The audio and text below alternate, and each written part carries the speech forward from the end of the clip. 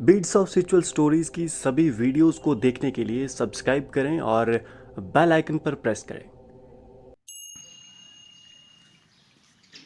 नमस्कार, beats of spiritual stories में आप सभी का स्वागत है। मैं हूं विक्रम सिंह ठाकुर और आज हम श्रीमद् भागवत गीता की ऑडियो वीडियो प्रस्तुति में गीता के अध्याय 2 के श्लोक 62 से 72 तक को समझने की कोशिश करेंगे। तो चलिए देखते हैं कि अध्याय 2 के श्लोक 62 में भगवान श्री कृष्ण क्या कहते हैं। भगवान श्री कृष्ण कहते हैं, विषयों के बारे में लगातार सोचने से उन विषयों में असत्य उत्पन्न होती है। असत्य से कामना या वासना उत्पन्न होता है और कामना में विघ्न पड़ने से क्रोध उत्पन्न होता है। अध्याय 2 के श्लोक 63 में भगवान श्री कृष्ण कहते हैं, क्रोध से सम्मोहन उत्पन्न होती है। मूढ़ भाव से स्मृति में भ्रम उत्पन्न होता है। भ्रम होने से बुद्धि ज्ञान शक्ति का नाश होता है और बुद्धि के नाश होने से मनुष्यों का पतन हो जाता है। ऊपर के 2 श्लोकों में भगवान श्री कृष्ण कामना यानी वासना के स्रोत और उससे होने वाले दुष्ट प्रभाव का वर्णन कर रहे हैं।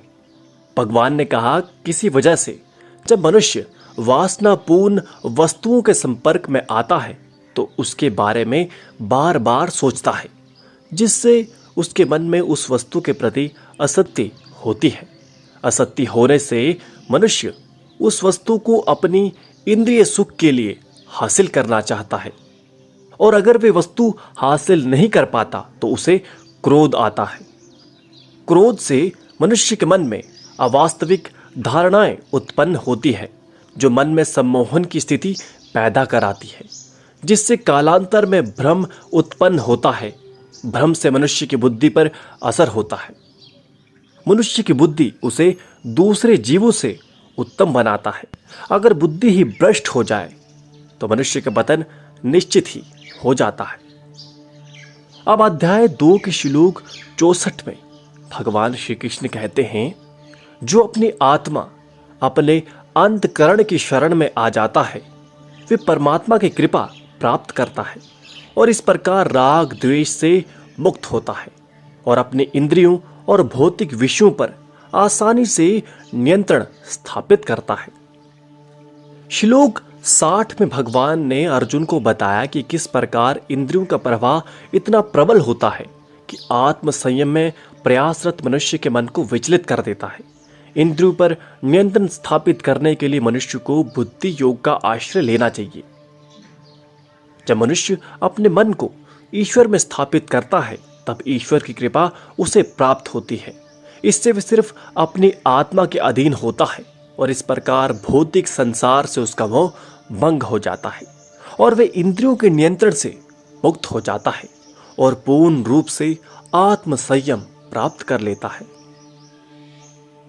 अब अध्याय 2 के श्लोक 65 में भगवान श्री कृष्ण अर्जुन से कहते हैं, अपने अंतकरण में स्थित मनुष्य के सभी दुखों का अंत हो जाता है। ऐसे आध्यात्मिक आनंद से युक्त उस मनुष्य की बुद्धि शीघ्र ही परमात्मा में स्थिर हो जाती है। श्लोक 66 में भगवान श्री कृष्ण कहते हैं, जिसकी बुद्धि ईश्वर से विमुक्त है उसकी ना तो बुद्धि और ना ही भावना स्थिर हो पाती है। जिसकी भावनाएं स्थिर नहीं होती उसे शांति नहीं मिलती और बिना शांति के सुख कैसे मिल सकता है। पिछले श्लोकों में भगवान श्री कृष्ण ने बुद्धि योग अर्थात ईश्वर में बुद्धि को स्थिर करने की महानता बताई थी। जो भक्त ईश्वर को अपने मन में धारण करता है वे अपनी बुद्धि, मन और इंद्रियों पर नियंत्रण स्थापित करता है और सुख प्राप्त करता है। इस श्लोक में भगवान ने स्पष्ट किया कि जिसका मन ईश्वर की भक्ति में स्थिर नहीं होता उसका मन अनियंत्रित हो सकता है। मन के अनियंत्रण होने से मन की शांति चले जाती है और जिसका मन अशांत है वे सब कुछ होते हुए भी सुखी नहीं हो सकता है।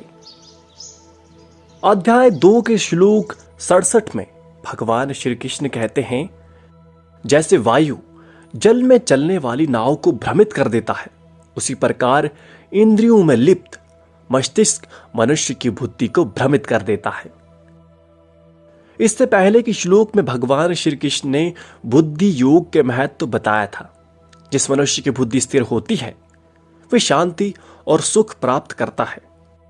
लेकिन बुद्धि अकेली या स्वतंत्र इकाई नहीं है, यह मस्तिष्क से बहुत प्रभावित होती है।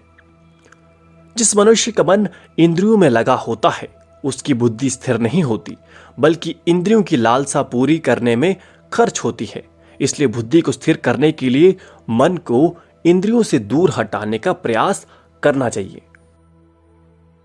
अब अध्याय 2 के श्लोक 68 में भगवान श्री कृष्ण अर्जुन से कहते हैं, हे महाभाऊ, विशाल भुजाओं वाले योद्धा, जिस मनुष्य की इंद्रियां विषयों भौतिक पदार्थ के मोह से मुक्त हो गई है, वे स्थित प्रज्ञ है, उसकी बुद्धि स्थिर है, ऐसा मानना चाहिए।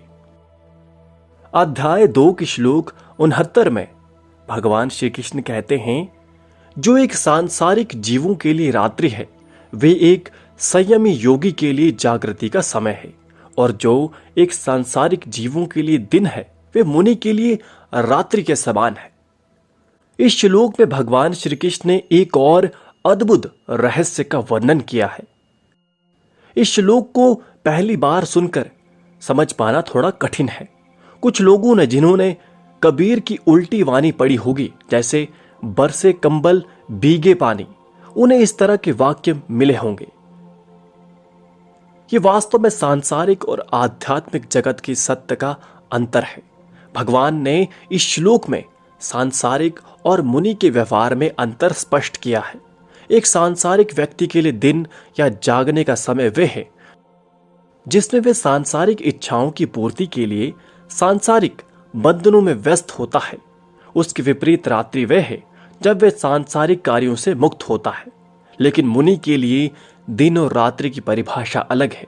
एक मुनि जब आत्मज्ञान से पूर्ण होता है, ईश्वर या परमात्मा में लीन होता है, तो वे उसके लिए दिन है, और जब वे परमात्मा से अलग होकर सांसारिक कार्यों में व्यस्त होता है तो वे उसके लिए रात्रि के समान है। अब अध्याय 2 के श्लोक 70 में भगवान श्री कृष्ण कहते हैं, जैसे अनेक नदियों के जल सब ओर से परिपूर्ण अचल प्रतिष्ठा वाले समुद्र में उसको विचलित ना करते हुए भी समा जाते हैं, वैसे ही सभी कामनाएं स्थित प्रज्ञ पुरुष में किसी प्रकार का विकार उत्पन्न किए बिना ही समा जाते हैं। ऐसे स्थित प्रज्ञ मनुष्य परम शांति को प्राप्त होते हैं, भोगों को चाहने वाला नहीं। इसी संसार में सब रहते हैं, ज्ञानी भी और अज्ञानी भी। भौतिक जगत की अच्छी और बुरी चीजें सबका सामना होता है, लेकिन एक जगह हम देखते हैं थोड़ी सी कामनाएं एक मनुष्य को भटका देती है, वहीं अनगिनत इच्छाएं भी एक स्थित प्रज्ञ मनुष्य को डिगा नहीं पाते। ये मनुष्य के आंतरिक शक्ति और योग में उसकी कुशलता पर निर्भर करता है कि कौन से मनुष्य दुर्गुणों से प्रभावित होते हैं और कौन नहीं। जैसे एक छोटी सी नदी में थोड़ी भी ज्यादा पानी आ जाए तो नदी उफलने लगती है, लेकिन एक सागर हालांकि जल से परिपूर्ण होता है, फिर भी लगातार पानी का प्रभावी उसकी गंभीरता को भंग नहीं कर पाता। सागर सदा शांत बना रहता है।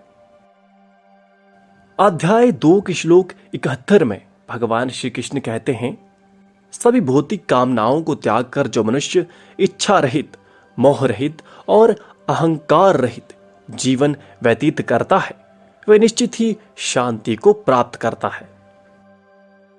अध्याय 2 के अंतिम श्लोक यानी श्लोक 72 में भगवान श्री कृष्ण अर्जुन से कहते हैं, हे अर्जुन, ब्रह्मलीन मनुष्य की ऐसी अवस्था है जिसे प्राप्त करके वे फिर मोहित नहीं होता। यह अवस्था अगर कोई जीवन के अंत काल में भी प्राप्त कर ले तो वह मुझ तक पहुंच जाता है। यह अध्याय 2 यानी बुद्धि योग का अंतिम श्लोक है।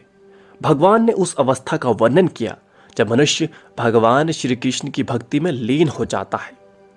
तब ऐसे परम आनंद और शांति प्राप्त करता है कि सांसारिक वस्तुएं उसे तुच्छ लगने लगती है और स्वयं ही भौतिक जगत से उसका मोह समाप्त हो जाता है। यह मनुष्य की सबसे परम अवस्था है।